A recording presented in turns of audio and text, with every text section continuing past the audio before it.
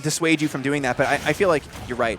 He went for the same option over and over, and having the ability to just try Crown a few times would have benefited. Yeah.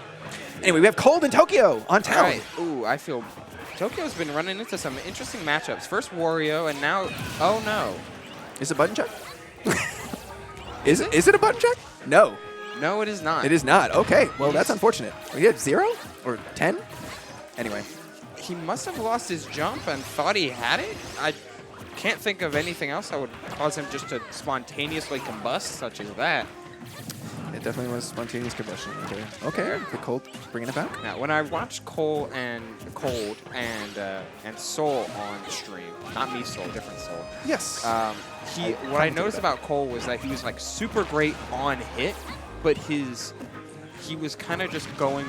It was a lot of going through the motions of like, I need to down tilt here, I need to F tilt here. It's like there's not a lot of like. I will say this about Cold. He's extremely good at spacing, and he's extremely good about countering your options, but he's very textbook.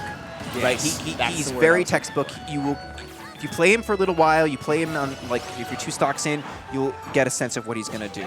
He's still very good at that point, but it's just he's kind of very comfortable with using the same kind of, like, setups over and over again. They work, but, like, he's not comfortable straying from that too much. If there's any character to do it with, Chrom is one of them. His textbook options are just so strong. We see a couple landing fairs here, and he punches right through the landing because he's been landing with shield a couple of the times now. Up there. You know, and I believe this is to get into top 24 because it's winners round. Winners round 3. 3? That I think. Let me check. I'll check the bracket. But okay. No, you're right. It is. Okay, cool. Yeah, so this is into top 24. There will only be 2. There's going to be 4 people, I think, moving on. 4 people moving on to top 24. One of them will be from this match. Down to it. And, okay. Slicing through with the backer. Cold, despite having the very, very early SD, is still putting up, like, a good fight. I would have went out. I would have just gone for it. I know that you're afraid of getting PK Thunder, but he's right there. He's right there in front of you. You got to take that chance, especially when you're behind.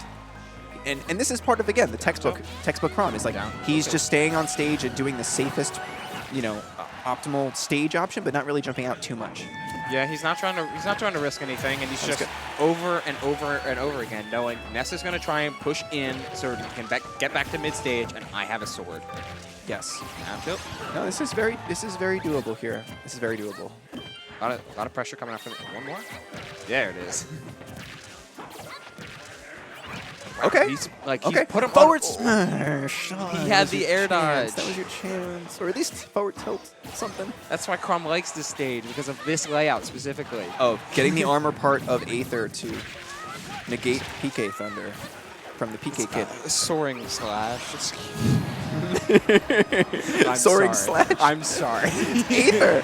The move has a name. They gave it a name. Yeah, they gave it's Soaring Slash. It's not Soaring Slash. It's Aether. No, the Ike's is Aether.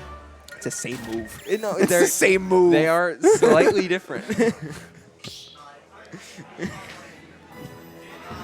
It's like why the move is Aether. He is clearly using the same move as Ike.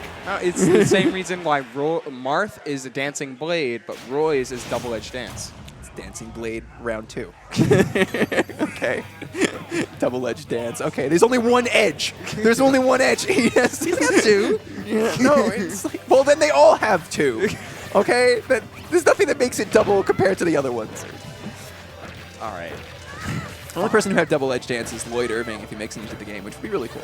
I'd love to see some Tales of Symphonia representation. Yeah, more JRPGs. Yeah, for sure. And Namco's got some really great characters, and I feel like all we really have is frickin' Pac-Man.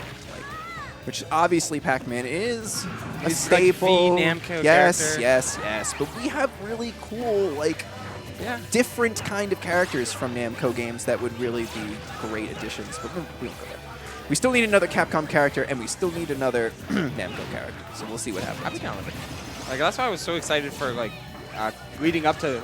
Unfortunately, Byleth's release not being super hype. I personally have no problem with the character. It just was kind of anticlimactic. Yeah, of course. If they ended on a Capcom character like Dante, or I'm trying to think of who else Zero's in the game already, or Phoenix, that would be just. I mean, You don't have to convince me to have finish rate in the game. I would be very happy with that. Very clearly, very happy with that.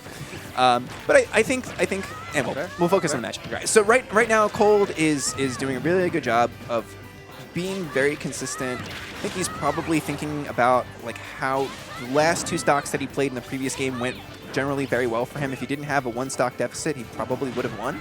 So yeah, he's feeling good right now. Like he's like I don't even know what more to say besides like he's just playing this matchup like he knows that Chrom wins it, and he's doing everything. Do you think Chrom wins this matchup? I would think so. I think it's probably slight advantage Chrom, but I don't think it's not like a bad hard. matchup. It's not hard advantage, no, but it is something where like the turnaround F tilt is very good there, very good.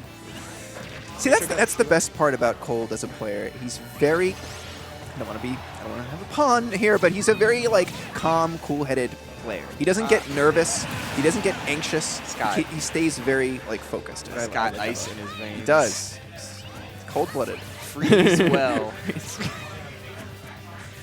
Oh, my time of watching Batman and Robin has come through. Mr. Freeze. So now I can reference Arnold Schwarzenegger. Chill out. Oh, with the forward smash. Chill out. The forward smash taking it very early. Stop taking Chrom to town and city. Take him to another stage. Ban this. I mean, he probably banned Smashville and Battlefield, which are reasonable picks. I feel like, you know, and people probably, when I commentate, I always usually have something negative to say about Town and City. But I feel like people they very much underestimate how that stage favors characters with very early kill options. Like, you will die from Chrom F Smash at 40 on that stage if it hits you. And it's very possible that someone's going to get a lucky hit and just smash you by the ledge, and then you're down a whole stock. Like, why go to that stage and take that chance? Go to a stage that has blast zones that are not going to screw you over if you're playing a character like DK, Bowser, Ike, Chrom, like Ridley. Don't take those characters to those stages. It's just not going to go well for you. You don't want to die at 50. You know, I'm really, really glad that someone else shares my affinity for, man, the PS2 kind of, not PS2, Town and City just not good. People see, I feel like people look at that stage and they're like, oh, big stage, some platforms, but it turns into FD, good for zoners, and then they just stop the analysis there. They don't realize that the ledges are so small, like characters who are rushdown characters with heavy hitting attacks will kill you really early.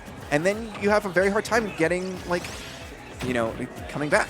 It's hard. Any character that prioritizes like vertical kill options just have like so Fox. much. Take Fox to that stage. That's a smart idea. It's great. But don't take Bowser to that stage. People take Bowser to that stage all the time. Like, what the hell are you doing? You're going to die down smash at like freaking 35%.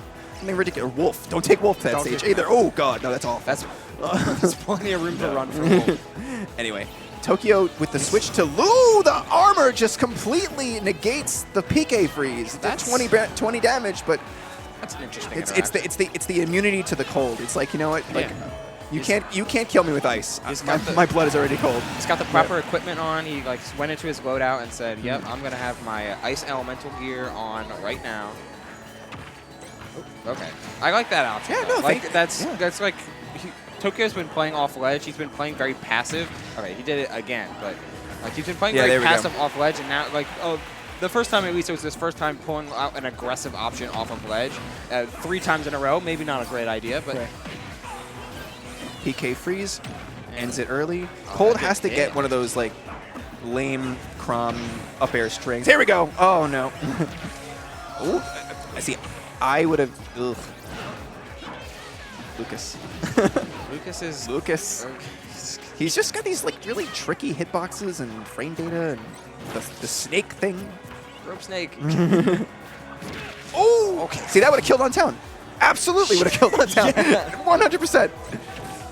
PS2 is just better town. What are you doing? And that might. Okay. Good DI. Good DI. Good DI. Very good DI. He's gonna. Okay. Yeah, I kind of figured back throw was. Again, he's very good with that. Yeah, he seems to know the timing. Like, smart usage. Very well. I wonder if you can delay that a little bit more, or like start it up later and catch him on the way down instead. I've never seen that before. I've never seen a Chrom like that's it. Really kind of like efficiently use the armor of soaring slash to negate an attack. Yes. Aether. Yes, my accuracy. Yes. How about this?